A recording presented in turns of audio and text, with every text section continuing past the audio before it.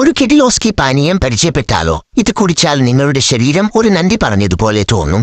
ഈ fruit combination നിങ്ങളുടെ ചർമ്മം ശുദ്ധീകരിക്കാനും രക്തയോട്ടം കൂട്ടാനും വൃക്കകളെ വൃത്തിയാക്കാനും ഊർജ്ജനില വളരെ അധികം വർദ്ധിപ്പിക്കാനും സഹായിക്കും. ഇത് എങ്ങനെ ഉണ്ടാക്കാം എന്ന് നോക്കിയാലോ? വായോ, ആദ്യം ഒരു വലിയ കഷ്ണം തണ്ണിമത്തൻ എടുത്ത് മിക്സിയിലിടുക. പിന്നെ 10 സ്ട്രോബെറികൾ എണ്ണി അതിലേക്ക് ചേർക്കുക. എന്നിട്ട് 3 നാരങ്ങ എടുത്ത് നന്നായി പിഴിഞ്ഞ് നീര് ഒഴിക്കുക. പിന്നെ 2 കപ്പ് വെള്ളം ഒഴിക്കുക. ശരീരത്തിൽ ജലാംശം നിലനിർത്തുന്നത് വളരെ പ്രധാനമാണ്. ഇത് എല്ലാം കഴിഞ്ഞ് ഈ പരക്കൂട്ടം 1 മിനിറ്റോളം നന്നായി അടിച്ച് കലക്കിയെടുക്കുക.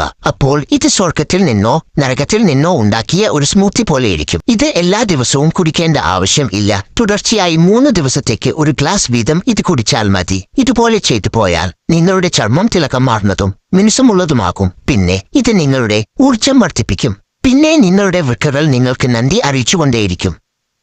തണ്ണിമത്തനും സ്ട്രോബെറിയും യാതൊരു ക്ഷീണവും കൂടാതെ ശുദ്ധവും സ്വാഭാവികവുമായ ഊർജ്ജം നൽകുന്നു. ഇനി പോയി ഇത് ഉണ്ടാക്കി കുടിക്കുക.